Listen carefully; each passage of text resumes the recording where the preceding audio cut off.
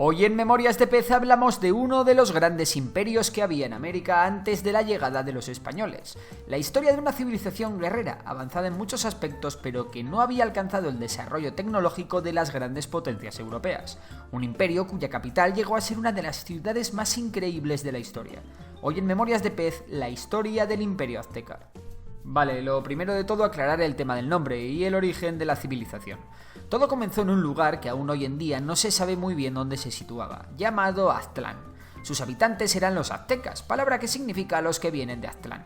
La leyenda cuenta que en el año 1 Tecpatl, equivalente al 1064 del calendario actual, una fracción del pueblo azteca escuchó el llamado del dios Huitzilopochtli, el cual les prometió una nueva tierra para vivir.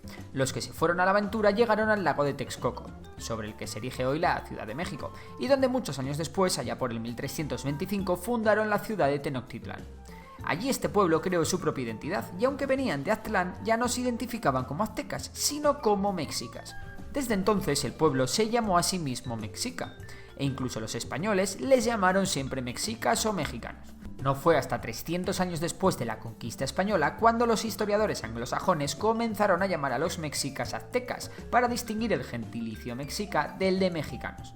Así que llamar aztecas a los mexicas no es del todo correcto, ya que sí, son aztecas porque venían de Aztlán, pero los mexicas eran solo una parte de los aztecas, había más pueblos aztecas. Así que con vuestro permiso a partir de ahora llamaremos al imperio del que hablamos el Imperio Mexica. Aclarado esto, vamos con la historia. Después de vagar por diversos asentamientos en los que no se pudieron asentar bien por las duras condiciones del terreno o bien por los enfrentamientos con otros pueblos, finalmente los mexicas se asentaron, como dijimos antes, en un islote del lago Texcoco, donde fundaron la ciudad de México Tenochtitlán en el año 1325. Y es que según la leyenda se cumplió allí una profecía que hablaba de un águila devorando una serpiente sobre un nopal. Sí, esa escena que aparece en el escudo de México. Aquella zona también estaba habitada por otros pueblos, con los que pronto los mexicas tuvieron problemas, pero afortunadamente para ellos esta vez consiguieron organizarse mejor y convertir a Tenochtitlán en una ciudad-estado capaz de desarrollar un importante músculo militar. Ser más fuertes permitió a los mexicas someter a todos los pueblos cercanos. Para conseguir este dominio fue también muy importante la diplomacia, ya que los conflictos que hubo requerían de alianzas, conquistas, traiciones, en fin, un caos en el que los mexicas supieron moverse como peces en el agua. En 1426, un pueblo muy fuerte, quizás el más fuerte de la zona, los tepanecas, tratan de someter a los mexicas. Convencidos de su fuerza, los tepanecas también trataron de hacer lo propio con el pueblo de Texcoco. Por ello, los mexicas se aliaron con Texcoco y con otro pueblo que también estaban hasta el gorro de los tepanecas, la ciudad-estado de Tlacopan. Esta gran alianza entre México Tenochtitlán, Texcoco y Tlacopan consiguió derrotar a los tepanecas. En poco tiempo la mayor potencia regional había caído, y alguien tenía que ocupar su lugar. Los mexicas, que eran los más fuertes de las tres ciudades-estado que conformaban la Triple Alianza, fueron los que finalmente se convirtieron en una nueva gran potencia regional. De esta manera, el líder de Tenochtitlán se convirtió en el líder de esta Triple Alianza, y por tanto el emperador de un imperio que acababa de nacer, el Imperio Mexica. Poco tardaron los mexicas en extender su poder y mirar más allá de sus dominios para convertirse en los amos y señores de todo el Valle de México. Durante la década de los 30 y los 40, los mexicas se extendieron a base de conquistar a otros pueblos. Muchos de estos pueblos conquistados comenzaron a adoptar las costumbres y culturas mexicas. De esta manera, decenas de ciudades-estado comenzaron a unirse por la fuerza al Club Mexica. Eso sí, todas las ciudades-estado tenían que pagar unos impuestos bastante elevados, cuya principal finalidad era enriquecer a la nobleza y mantener el poderío militar mexica. Además, los sacrificios humanos que se hacían para contentar a los dioses tenían como víctimas a los habitantes de estos pueblos, lo que hizo que el descontento de estos pueblos con la autoridad mexica creciese a base de mucho odio. Además, los mexicas también practicaron las llamadas guerras floridas, enfrentamientos en los que capturaban a personas que serían ofrecidas como sacrificio posteriormente.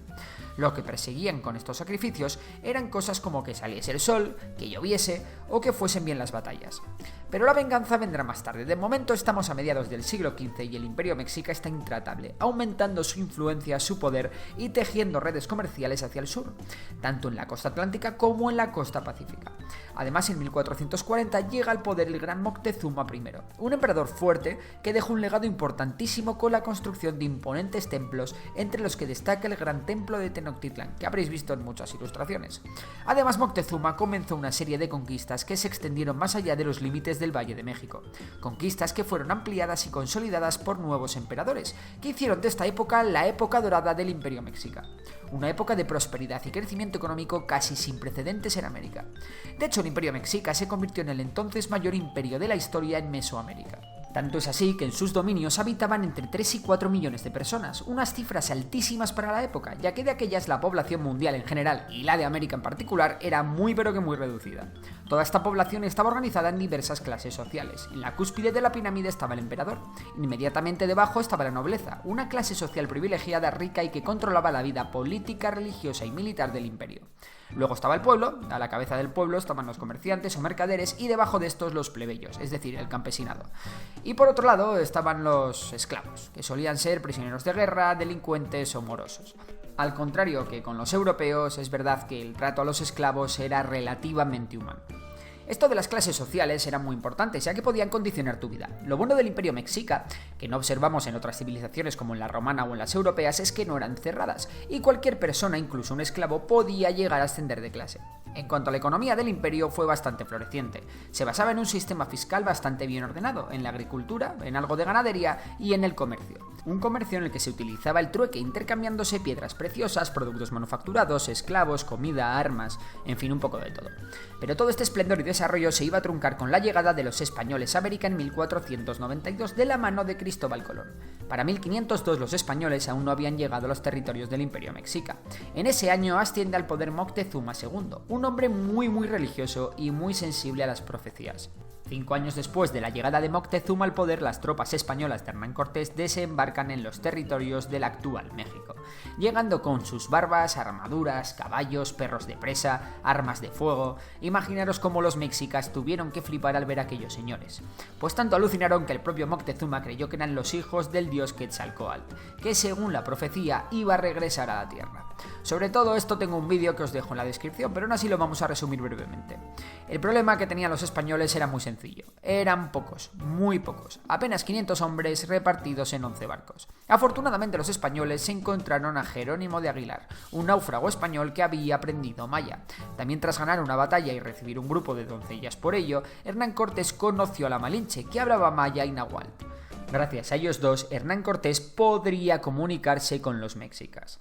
Los mexicas enviaron una delegación para establecer contacto con los españoles a la par que Hernán Cortés tomaba conciencia de lo grande y próspero de su imperio.